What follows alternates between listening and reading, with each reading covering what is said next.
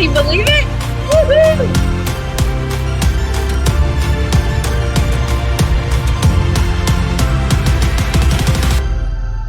150 episodes, babe. Happy 150. That's just obnoxious, isn't it? Wait, let me get rid of it. Hold on. Whoa. Hold on. I don't know how to get rid of it. I don't know. There She's we go. driving people, not me. Can you believe 150 episodes today? It was hard for me to keep that. Oh my gosh, because we started in June.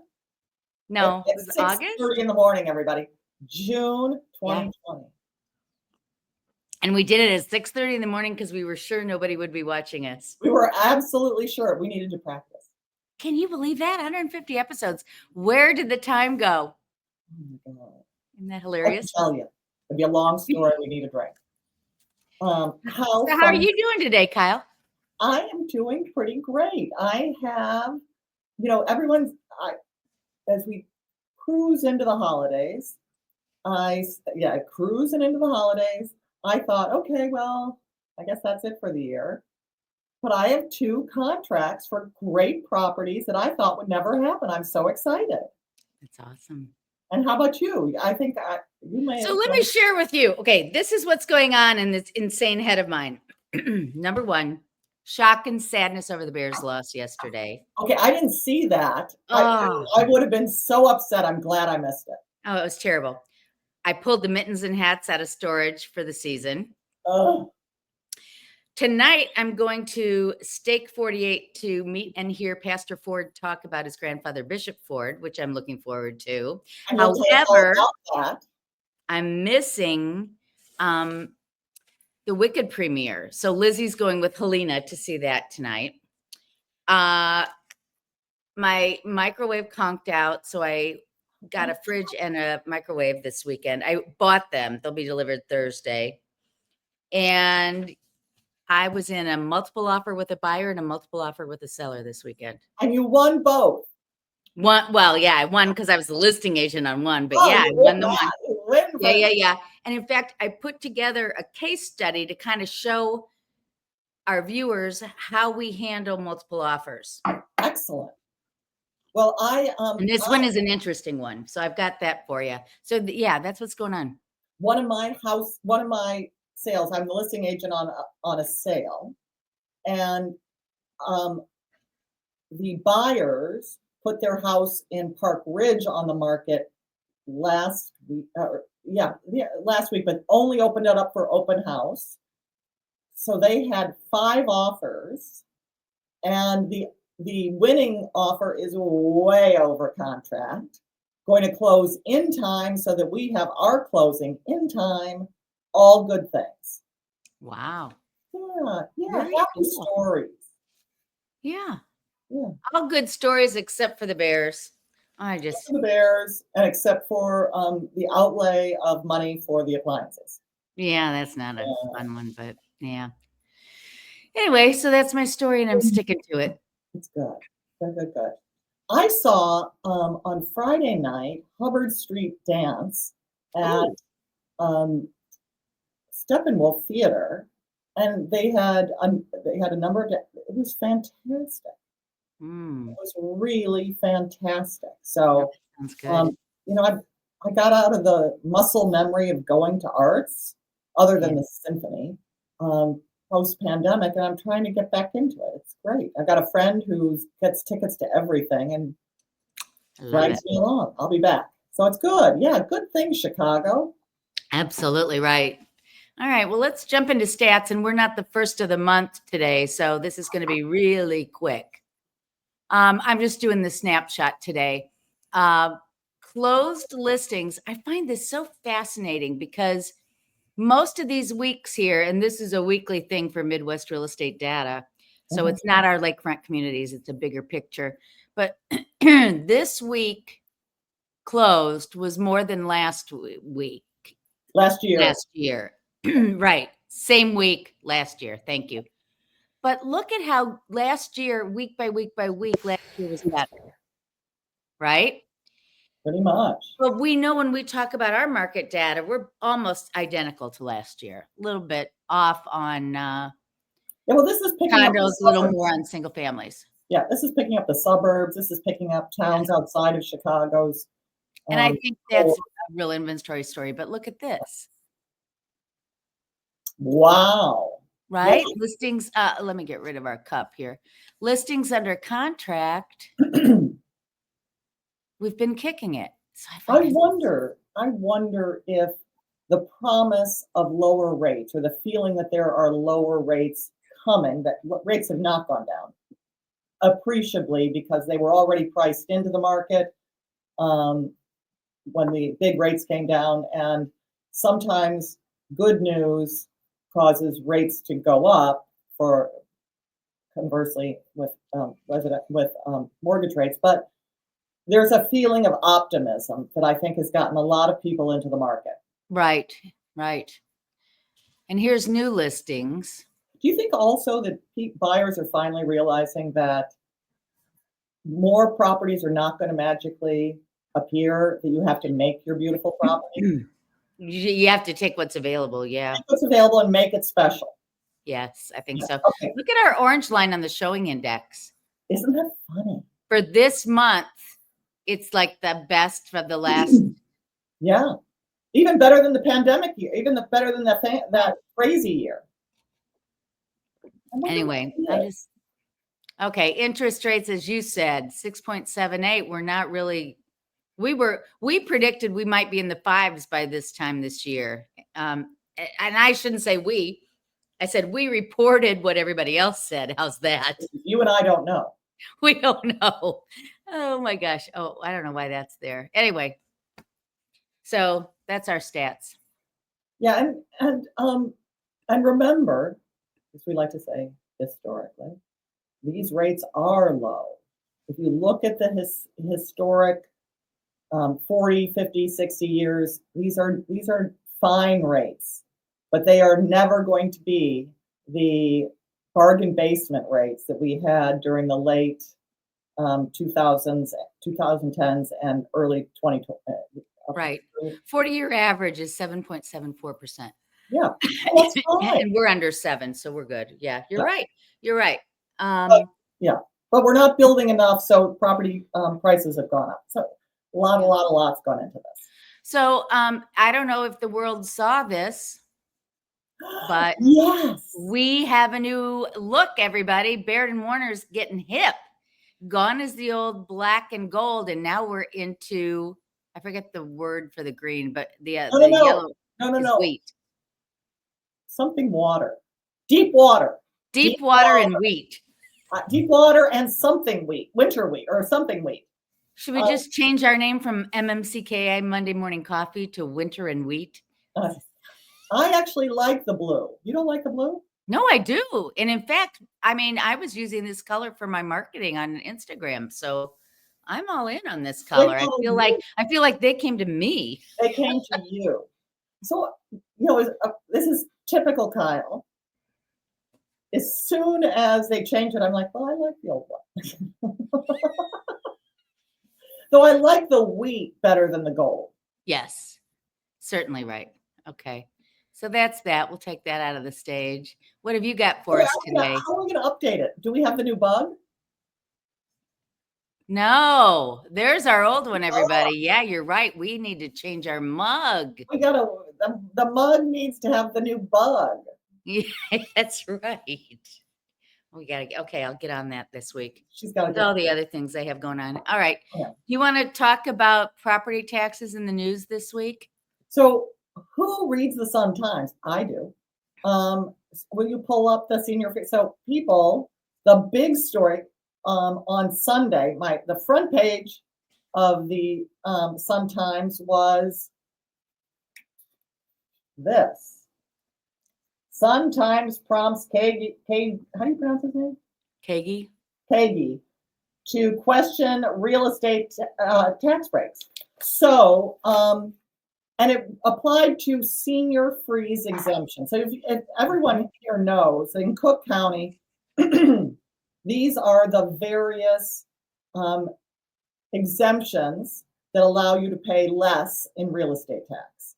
There's the homeowner exemption, which it's remarkable how many homeowners, people who live primarily in Chicago, forget or like, oh, I don't care. Yes, and I check every time I go on a listing appointment, and I know you do the same, and I'm shocked at how many people don't have it. Yeah. And I found that some buyers will insist that the seller go get it so that they don't have to do it because it goes with the property. Right. The senior exemption is something that we all are looking forward to getting at age 65. The veterans with disabilities exemption and the persons with disabilities exemption. But the one that we're talking about today is the senior freeze exemption. And next slide, please. Oh, I get to do that? Oh, let's see. I get to do that. So the senior freeze is, the purpose of this is senior people on fixed incomes can get priced out of their neighborhoods when the property values all around them and the property values of their property start to go up. The assessed value, which is the real anchor, the big component of your real estate taxes. So what it's trying to do is freeze the equalized assessed value, EAV, of an eligible property. Right. And it's available to homeowners over age 65 who had a total household, meaning people who live with them, annual income of $65,000 or less. This is the 2022 number, which is the current number, because every year it'll be a different, they'll reset the number based on, well, because it's trying to make it relevant to the current economics.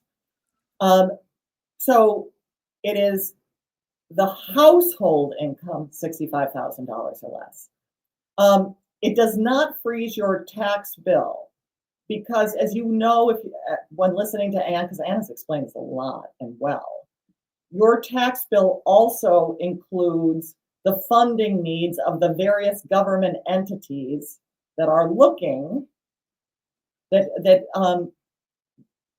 get their money from the taxpayers in your area, from the homeowners in your area. And so that goes up and down a little bit, but the EVA, equalized assessed value, is the big thing that can rise dramatically and really force seniors out of their homes. So Right. interestingly, the state of Illinois has added to this freeze, this concept of a freeze, to people who aren't seniors, but who are eligible for the following programs. The Aged, Blind, and Disabled program, supplemental, the SNAP program, which is great for people who qualify for hunger assistance, low-income home energy assistance program, the Benefit Access Program, and Senior Citizens Real Estate Tax Deferral Program. So it's not just the senior freeze, but mainly it's for seniors. Next. So the reason for the story and the beautiful picture of the mansion in Winnetka is that this home applied for, or the owner of this home, and that is, yes, Lake Michigan, people. This is a lakefront mansion in Winnetka, applied for and got a senior freeze for the last 15 plus years. Okay, so wait a minute. Go back to your photo. Tell me, everybody, is the total household income, do you think, 65,000 or less for this home? I mean, what do you think the value of this home is? Did you happen to look it up, or did Well, they say? remember, the sometimes says, and it's hard to, they don't say on what it's based, because they say its home value is $7.1 million. That's Yeah. a pool, people. That's two pools. There's a pool that's covered, and then there's a big terrace. So the owner is an older woman who probably receives Social Security as her only income. Right. And so she has claimed it based on that. It's not based on the fact that she is an enormously wealthy woman. But let's come back to, so this, I'll give you the things on this woman. This woman doesn't live alone. She lives with people in her family who earn much more. So the total income of the people living in that house is way over $65,000. One. Two, a couple of years ago, she sold 2 properties, multi-unit properties for $2.5 million. That was during years that she was receiving the $65,000, the senior. Right. So there is fraud going on here. And she has received tax breaks over the past dozen years of, I think, $460 some odd thousand dollars. Yeah. So anyway, here we go. So going back to this woman, she's going to be in trouble. She's going to pay. She is going to pay. Wow. She's going to pay back the tax that she didn't pay. She's going to pay interest on that amount, and she's going to pay penalties for the fraud that she engaged in. I mean, Wow. she did. So here are the sometimes findings, which I thought were interesting for us as taxpayers and as citizens. The senior freeze is an important benefit to seniors. It's doing something important. And I believe mainly that you don't get rid of something because there are fraudsters out there, because it's helping the people it's intended to help. So one. But applicants only have to say they're qualified. They don't have to prove it in any way. They don't have to show any documents to get it. They just say, I am 65 and the total household income is $65,000 or less. That's it. The assessor's office doesn't do any checks. They'll only look into it if somebody rats you out, which I think is appalling. But I mean, Well, okay, I don't see that many when I look for them. no, but you and I are looking at properties that are unlikely to have. Yeah, that's true. You're right. Let's just be honest. Okay. The assessor's office is currently demanding proof from 10 property owners, and many of them are listed in this article. It's a long article, a lot of interesting pictures. Property owners, and they're reviewing 15 of 25 approved freezes questioned by the Sun-Times. So the Sun-Times went to Kagi's office and said, look into these, and they've decided to look into 15 of the 20. I don't know why, not all 20, but right. Why not? Oh boy. Okay. So this is what the Sun-Times did. They looked into 100,000, just shy of 100,000 properties with senior freezes in this past year. Oh my God, they must have had some. You can do it in Remine. You can sort. Yeah, sort for those who have the senior freezes. It would be a fairly simple thing to do, but then to go back and say, you know what, okay, you know me, I'm the tech weirdo geek. Yeah, so you take people who have certain price points and certain amounts of equity in their property, and certain neighborhoods, and you can pretty much guess who's. Yeah. I mean, because you know what their tax bills are, and you can say, look, how are you even paying your tax bill if your income's less than 65? Right. So these owners of who get senior freezes, and most of them are legit, saved $263 million in property taxes last year. Wow. That's, people, that's a lot. And for most people, most applicants, and most people who get senior freezes, that's really important money to them. Yeah. So, and the Sun-Times keeps coming back to the well. The Sun-Times previously looked at errors in the senior freeze program, and the assessor's office, I know the assessor's office is busy. But these guys run for office. So can't you run it's also manned with people who can't be fired. And it's also got tech probably from 1997, right. or 1977. So, there's a lot going on. But when you look at how much money is involved and how high our property taxes are, and the fact that we want to do things better, I find that a little surprising. Yeah. That's all I got. Interesting story. I love it. Okay. So I have two things today. The first one is, Look at those buildings. okay. So, and do you know what they all have in common? Well, I recognize one of them. I recognize all know, three of but them. all three Yes, of these they're all built buildings the same. Yeah. are in the midst of riser projects. Well, yes. I didn't know that 2626 was in. Yeah, they're in the middle of it. Almost, they may be close to finishing it up now. Yeah.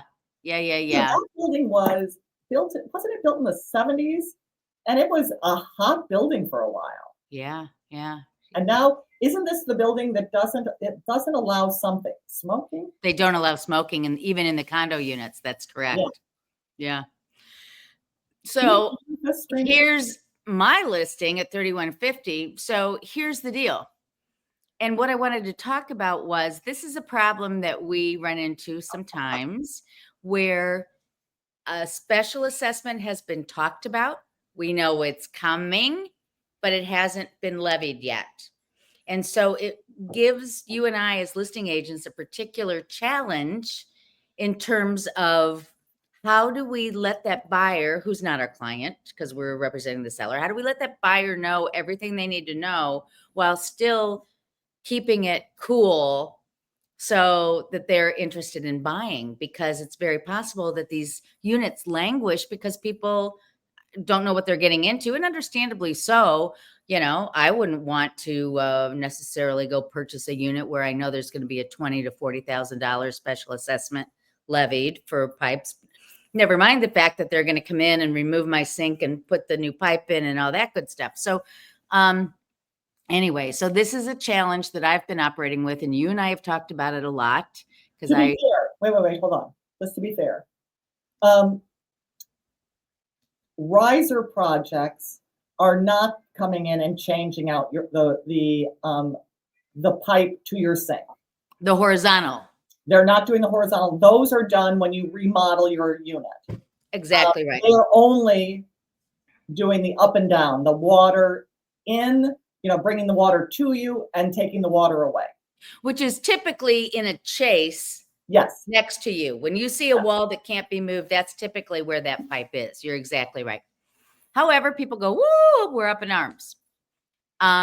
I think there may have been something specifically about 2626 which made their project more difficult. Probably.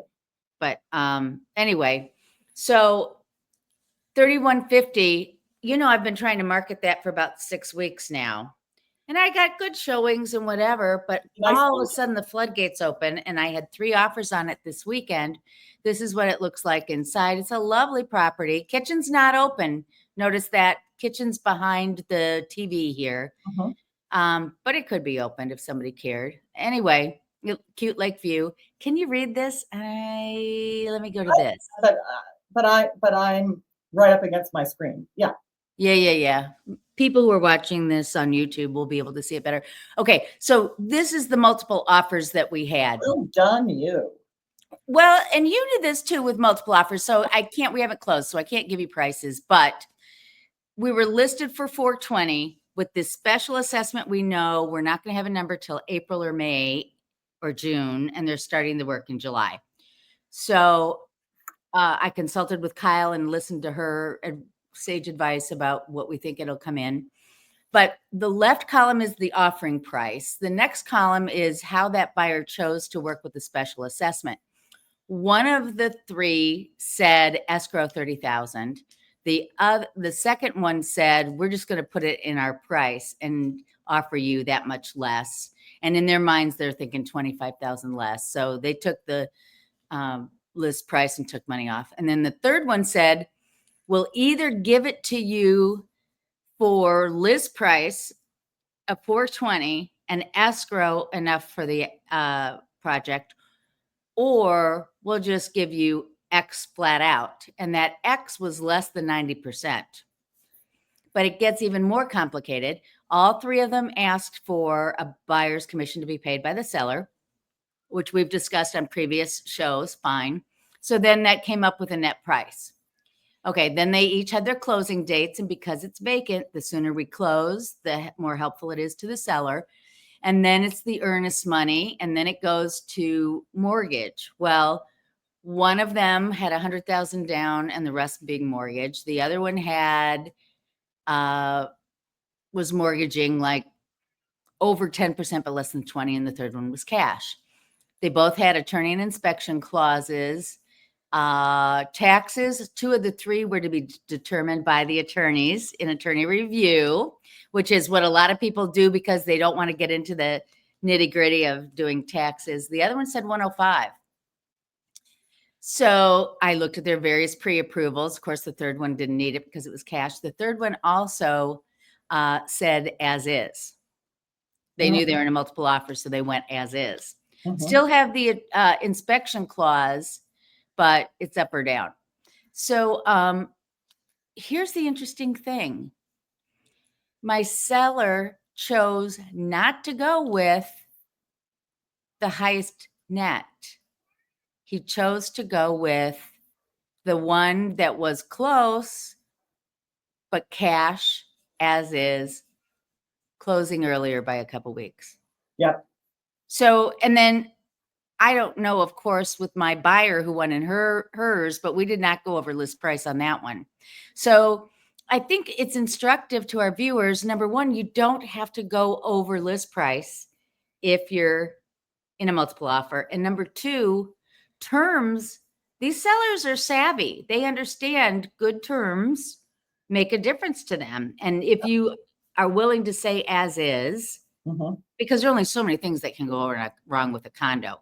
And as is not saying I'll take it no matter what. As is saying I'll take it as long as we don't have a $10,000 HVAC replacement or something, right? Which we wouldn't hear. But anyway, that's the story. I thought it was interesting. Very interesting. So anyway, people don't get freaked out if you're in a multiple, I guess is my thing. And sellers, this is how we manage so you can make smart decisions. Yeah. All right. I have one more quick thing. Do we have time? Yeah, we got a couple minutes. I said to myself, because last week we were talking about, do you go on the market this time of year, right? So I said to myself, who's going on the market in November? What do they look like? And are they selling? So I pulled up a few that are new this week that, and I was just curious to see what they are. So anyway, here we go. And now I'll put our faces back on. Here we go. All right. So I don't have a lot per picture, but this is located at 3024 Clifton. It is land. It went on the market for $665. 9 days later, it sold. Yeah. So it's very interesting. $665 for a 20 by 124 foot lot. Ooh, tiny. I mean, it's not like it's a big double lot or anything. It's like standard. It's 25, but you said it's 20, not 25. No, 25 by 124. I heard you. I was going to say skinny. Ooh. Yeah. No, okay, good. But still, $665. Right. I think land's really gone up in the city. Okay. 5821 Hermitage. This, and again, you may not see the bottom of it, listed for $700,000, has gone under contract in 10 days. Yeah, that's gone up. That'll be at 5821 Hermitage, you're in you're in Edgewater, Lakeview Township. This is a 34 by 160 lot, but it's like a standard house, $700,000, boom, sold. That's what it looks like inside, and you can see the map there by Rose Hill Cemetery. Okay, that's that. The next one, and we're going in price order here, 2460 Ainsley. So this is in Lincoln Square, listed for $699,999. It's been on the market 3 days. And I'm sure somebody is going to be entranced with the deer head and will snap it up right away. But currently it's still for sale. interesting. This is our dear friend Lauren's listing, Lauren Connell. Yeah, We just put this on this week, 4817 Bell. I think this will go quickly. I think so too. Yeah, it's listed for 879. Technically, it's been on the market 4 days, and it's a honey. It's on a 25 by 125 lot, built in 1903. Okay, the next one is not that one. This is the next one. I think this is where I was drinking wine last night, so I was kind of putting these together fast. 5054 Claremont. So this is also in the Lincoln Square neighborhood. 1,595,000. Still new, 6 days in. People, it's still available. Looks cute, doesn't it? It really does. But Yeah. it was probably built relatively recently and looks old, but it's probably Renovated recently, yeah. And I didn't put an interior shot on that one. No. Okay, so this one is 3301 Hamilton, listed for 1950, just on the market 5 days. Yeah. So that's another one that's just hit. And this next one, Wolfram. 1650 West Wolfram, Relatively new building. 2,050,000. Wow. Been on the market 4 days. It's a 25 by 125 lot, built in 2022. Okay, this one is 2441 Richmond Cute house. in the Logan Square Township. 725 list, on the market for 2 days. But that'll go. Cute, right? Yeah. All right, and this one is 1510 North Wood. So that would be Wicker Okay. Park. 1,01350, brand new, on the market for 6 days.